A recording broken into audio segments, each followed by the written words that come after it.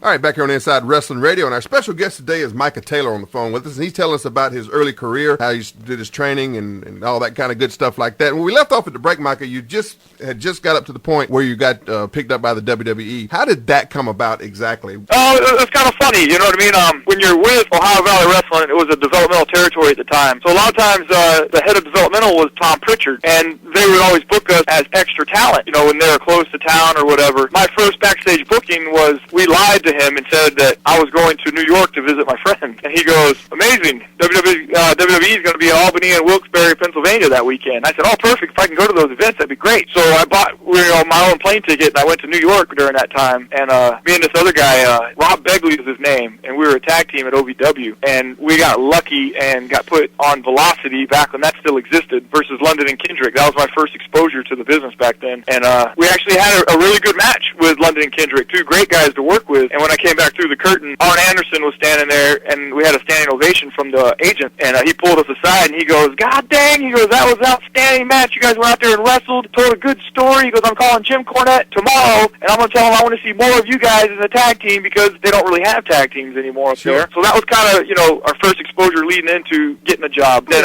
when it all came around, they were going to start Deep South Wrestling. Right. And then Tommy Dreamer took over developmental at the time, and they gave him so many guys to hire. I don't know if it was 10 or 15, I don't remember. But I remember him liking me and telling me that I was on his list of guys. So when it officially was time to open it, there was an announcement that day at OVW, you know, but before the TV show, they pulled like 5 or 6 guys aside, and that's when they offered us our contract. So that had to a be verbal thrill. commitment. That had to be an absolute thrill for you, right? Oh, it was amazing because I actually set out a goal or accomplished a goal that I set out to do. You know, so it felt like I was moving and making progress. Sure, absolutely. You were progressing along, absolutely. And so that's what led to you guys coming back to Georgia to Deep South. Is that right? That's exactly right, man. Tommy Dreamer told me, Jim Cornette used me up at OVW to get the WWE guys over. I was his go-to guy. I could make people look good. When the office wanted to see certain guys on television, then I was the guy he'd put in the matches. I'd put them over. No questions asked. I don't care. Right. That was my job. Tommy goes, Jim Cornette has used you here so much in building guys that you have a smaller ladder to climb if you go to Deep South and help open that school. You'll be a top babyface down there. Compared to if you stay here at OVW, you got a larger ladder to climb. And I said, if I'm not living in Hawaii, I'll live wherever you want me to. Absolutely. Yep. And so we packed up. We moved down here McDonough, Georgia, and we opened Deep South. Okay, when you first started with Deep South, Jody Hamilton had that from the beginning. Is that right? Jody Hamilton. It was Jody Hamilton and Bill DeMott. Okay, and DeMott was doing the training, and Jody was basically running it for the Fed. Jody was the figurehead. Jody owned Deep South. Bill DeMott ran the training, and Bill Behrens was under contract to film it. And well, that was his job was to film the TV shows and then edit it for television. So how did you get put with Tony Santorelli there and to form the what I thought was a great tag team in High Impact? Me and Tony, we hated each other. Oh, really? We didn't hate each other, but we didn't hang out. We didn't get along. We had 2 tag teams at Deep South. We had the Gemini. Yeah, those big guys. Big guys, great guys, but they were freaking horrible when we first got to Deep South. Right. And we had Derek Nykirk and Mike Knox, Team Elite, and they could not work together to save their lives. And for some reason, we used to do matches before it even opened. You know, there was no crowd or nothing. And for some reason, they threw me and Tony in a tag match together, and we were the heels. Just right off the bat, we meshed together, and we clicked, and it just worked. And then that's when they pulled us aside, and they said, you guys clicked, you guys look good, you guys want to tag together? I said, yeah, sure, let's try it, let's see what happens. And next thing you know, High Impact was born. Tony was an Extreme Games dirt biker, and I was a surfer skater, which I was growing up in life. We took tag team wrestling to a whole other level at Deep South. I thought it was pretty cool. Yeah, you guys really did. I mean, you guys, and like I said, I watched some of the Deep South product here. My problem with it, Micah, and I don't know if you feel the same way, but to me, there didn't seem to be a lot of over-the-top characters there at the time. The guys were kind of cookie cutter, and they were kind of all, you know, really not showing a lot of personality. But when you guys came out, man, you guys were like a streak of lightning, you know, and you guys would come out, you were jumping up and down like you were having a great time. You were cutting crazy promos, you know, and it just seemed like you guys were having fun and was trying and you were getting over naturally as opposed to being pushed, in my opinion. We got over to the point where I think that they didn't have to put the belts on us. We earned the belt. They didn't have to put them on us to get us over. Exactly. We were so over that it was stupid not to make us tag team champions represent the company. Going back to my point about the kind of quote-unquote cookie-cutter type deal down there, what do you attribute that to? Because, like I said, there was no really over-the-top characters that I ever saw. And like I said, we didn't get it from start to finish. We would get it here sporadically. But when they would have some of the guys on, they just weren't really jumping out of the screen at you, so to speak, like you guys were. What do you attribute to that? I think I attribute nerves and just being green. Yeah. and being scared to step on somebody's toes and do something wrong and get yelled at. Right, and get released. Yeah, like Tommy Suede and Kenny Omega they're fabulous workers. Yeah. Fabulous workers. Could do any flip, any move, anything you wanted. Tommy Suede could do a running shooting star, off the canvas to just nail it. And then each week you would watch him start missing these.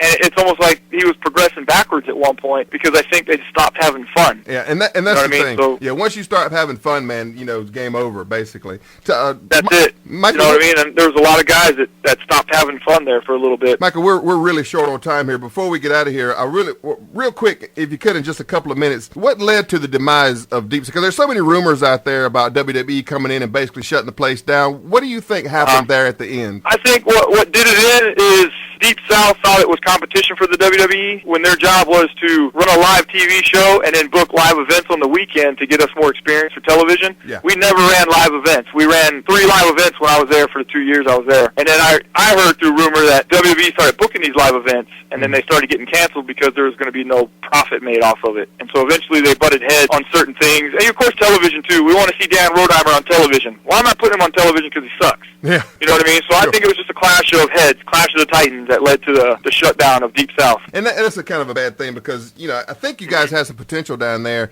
and for it to go kind of out the way it did was kind of a bad way to go. Mike, we're really short on time here, but in the last couple of minutes, tell me about this THQ deal you're doing with the motion capture. THQ, man, everybody knows it's a video game company that makes SmackDown versus Raw every year. And when I was under developmental, Tommy Dreamer took me on my first trip. The director that was there, I guess I clicked, I gave them what they wanted, and they started requesting me to go back every time. And then when I got released, I got an email saying that they were allowed to use non-WWE guys if I was interested. 2009, I went back, and I've been with them ever since. And lately, we go out there, we dress up in the suits, and they show us video clips of what they want. I duplicate it. It goes in the game, and they put whoever did the move on, in the game. And I guess every year it gets better and better and better, you know what I mean? So every year we get a little bit more and more and more. Yeah, those games are huge, man. And they, every year, the newest version outsells the last version. So that's amazing. That's an amazing thing to be a part of. So basically what you do is you go in and dress as the Undertaker, just for instance, hit people with the tombstone and the big the last ride and all that stuff. Yeah, absolutely, man, absolutely. If you think SmackDown vs. Raw is good, YouTube or Google All Stars of Wrestling that's coming out in March, and the makers of NFL Blitz, which works for THQ, is making that one. It's unreal. It's the legends versus like the active roster. But instead of doing the rock bottom, the Rock jumps 15 feet in the air, and he rock bottoms a dude through the canvas, and it gets the earthquake waves going. So to me, that's a video game, man. Oh, wow, yeah. That's great, man. It sounds like going super arcade with it. That's awesome. Absolutely. I did a move with Sonjay where I had to do an airplane spin. Roddy Piper airplane spin and dump him off. But instead of dumping him off, I had to throw him in the air and helicopter spin him so he lands on the mat. Oh. And in the game, they took that and flew him 15 feet in the air doing a helicopter crashing. So it's going to be unreal, dude. I'm proud of that game. Unbelievable. We'll definitely be keeping an eye out for that, Micah. And listen, we greatly appreciate you coming on the show with us today, man. You got a lot of stuff. And we really just scratched the surface. I'd love to have you on again in the future to talk more about you and what you've got going on. But before we get out of here real quick, you got some internet stuff. I know you run a wrestling school. Tell us about that real quick, too, before we go. Yep. I got lucky. I had a lot of great trainers. I had a school down in Warner Robins, Georgia that got shut down. And I now, do some stuff with UCW. We came together. We opened a school. It's called UWA, Universal Wrestling Academy. Myself, Micah Taylor, and Tracy Taylor are in charge of it. And it's on the website, ucwlive.net. And you can check it out there and sign up. Or you can go to Micah Taylor 1 on Facebook and friend request me, and I can send you more information. Very cool. Micah, again, man, greatly appreciate you coming on. Great job on the interview, and I hope to talk to you again in the future. And continue success, man.